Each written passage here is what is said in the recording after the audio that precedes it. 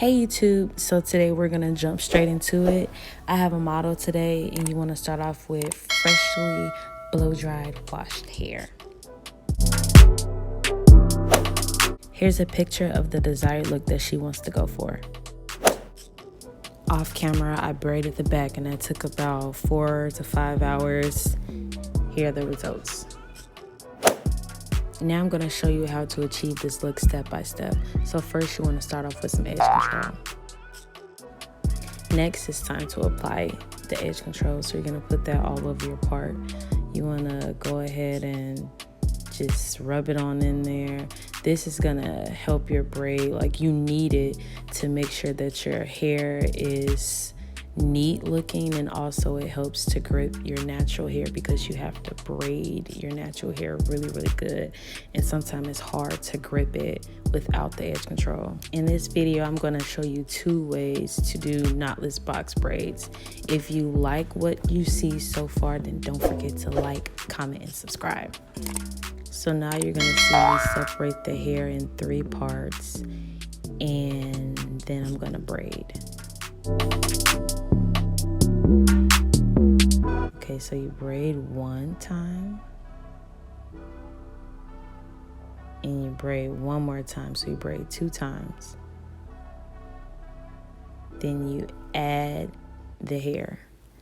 So this is technique number 1, to braid your hair twice, then gradually add in hair. So now you're gonna braid, as you can see, once, and then you're gonna grab another piece of hair.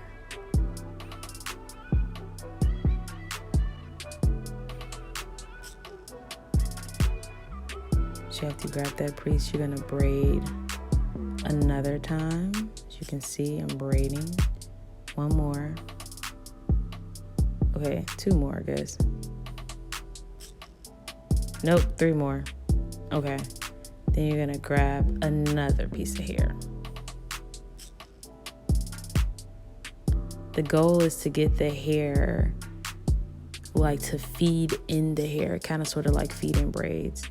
You want to add the hair in the beginning so your braids can be consistent all the way through. If you add hair at the bottom, either your braids are going to be super long and the consistency won't be even all the way through. So they'll be thick at the top and then they'll get thin, and then you'll add another piece of hair and it'll get thicker. So your braid just wouldn't be gradually even all the way through. So you have to add the hair at the beginning of the process.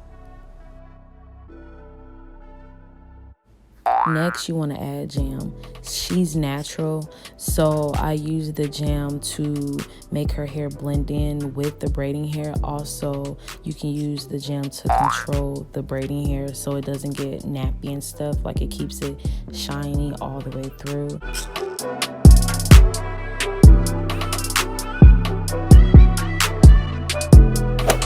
I'm 76% done now, and this is the progress. If you would like to see the second technique on how to do knot braids or knotless box braids, then keep watching.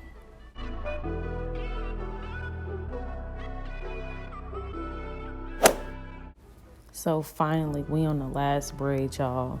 At this point, I was over it, ready to be done. But anyways, okay, so I sectioned the hair in 3 parts once again. And this is technique number 2. So with this technique, you just add the hair in immediately. You don't braid first, you just add it in and then you braid once. Oh, nope, you braid twice. And then you add 1 piece of hair in. Well, your second piece of hair in. Okay, so you're gonna braid 1, 2. You're gonna add your 3rd piece of hair in. With knotless box braids, I try to keep it at 3 pieces of hair if you want back length box braids. But yeah, so I added 3 pieces in, and now you're just gonna braid all the way down. And there you have it. This is the second technique on how to do knotless box braids.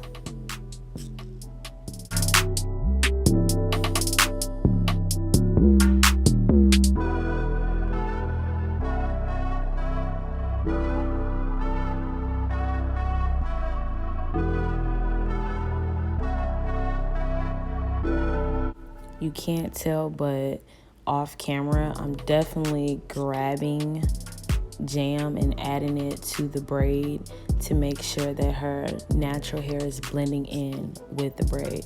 That's very important to make sure your braids look neat and polished. And also long lasting, because her hair is natural and I don't want her hair to be frizzing up the next day or frizzing up right after a shower. Now when you're done braiding, don't forget to cut the flyaways. But if you notice in the previous clip, her hair is super long, so I made sure not to go up high because I don't want to cut her real hair. And we're done, but not them edges though. Stay tuned for the finished results.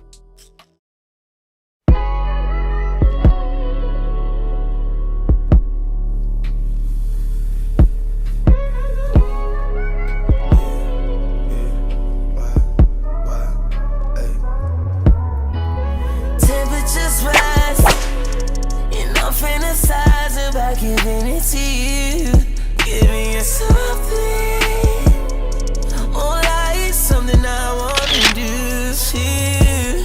We got a dark skinned girl, 5'8" with the brown eyes. We been up and down.